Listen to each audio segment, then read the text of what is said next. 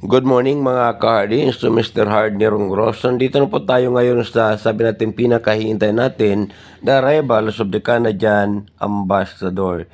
So makikita po natin ang pagpasok po ng sabi natin cameraman nitong sabi natin Canadian Ambassador. Makikita po natin, so yan, papasok na po dito sa loob yung yan, makikita po natin.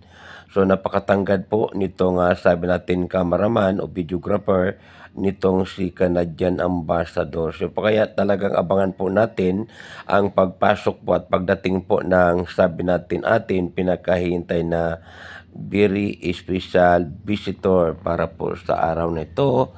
Yan. So kaya papakita na po natin yung ating mga produkto hanggat hindi pa po napasok yung sabi natin Canadian Ambassador. So guys, kung magugustuhan niyo yung ating video, paki-like and share. Yan. So abangan po natin ang pagpasok po ng Canadian Ambassador. Makikita po natin na ang mga Canadian ay talagang napakatatangkad. So yun po kaya ikot-ikot muna natin yung ating camera para masagip na rin po natin yung pagpasok po ng Canadian visitor. Siyempre po, ipipicture na po natin yung mga sabi natin paninda para po makagawa tayo ng video para po sa araw na ito. So yan guys, makikita po natin talagang nag-aabang na po yung sabi natin na videographer o cameraman nitong si Canadian Ambassador. So yun po, so bali talagang dumarami na po ang tao at talagang inabangan ang pagdating nitong Canadian Ambassador dahil po meron po sila ng sabi natin magandang sadya po dito sa Pilminera Resources Corporation. Yeah, so gaya po nang narinig ko parang tubig yata dito yung tinitingnan nitong ating mga panauhin. So yan po, pumasok na po yung sabi natin ating special na panauhin. Ito na yung ating pinakahihintay na visitor para po sa araw na ito. So paano po natin kikilalanin ang sabi natin panauhin na Canadian Ambassador? Una, ang tatangkad po nila at ang lalaki po nila. So siguro ito si Sir Big Boss o si Sir Big Man, ito na po yung tinatawag natin na Canadian Ambassador. Yan po naman yung napakatangkad at napakakinis po ng kutis nitong ating Canadian Ambassador. So yun po yun. So yan kukunin po natin, ubibidyohan po natin itong si Sir Canadian Ambassador.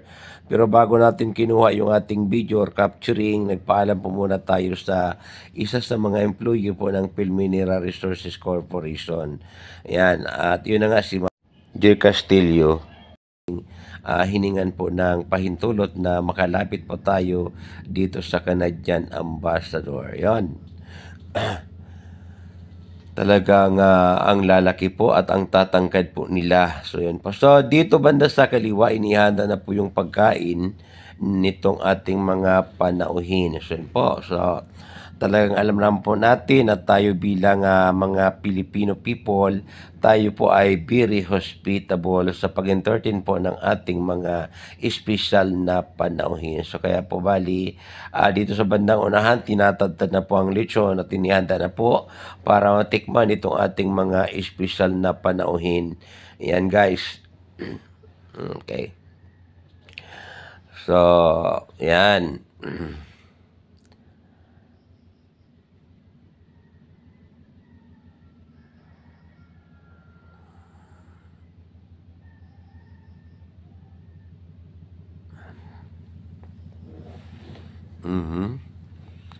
Yan po, talagang nagpapaliwanagan yung ating mga sabi natin FRC employee para po talagang masatisfy lamang itong ating Canadian Ambassador. Yan.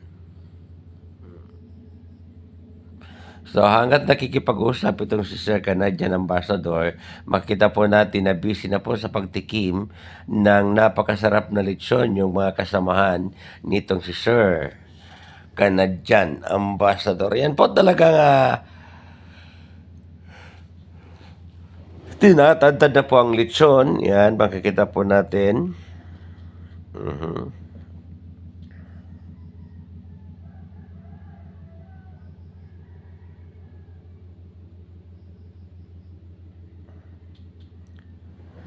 Guys, kung nagustuhan niyo yung ating video para po sa umagang ito, so huwag kakalimutang i-like and share at mag-iwan na rin po ng comment tungkol po dito sa ating munting video. Yun po.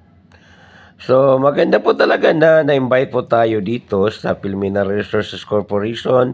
Thank you so much po, Mama Arlene Manlapa, sa pag-invite po sa akin dahil sa ganitong oras at pagkakataon, nakakita din po ako ng isang foreigner. Yan, si Sir Canadian Ambassador.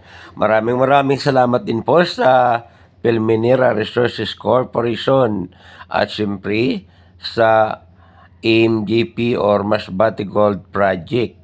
At sa lahat po ng mga staff, yan po sa lahat po ng mga Comrel personnel. So maraming salamat po sa inyo dahil po talagang another experience to the max na makakita po tayo ng isang foreigner. Yan.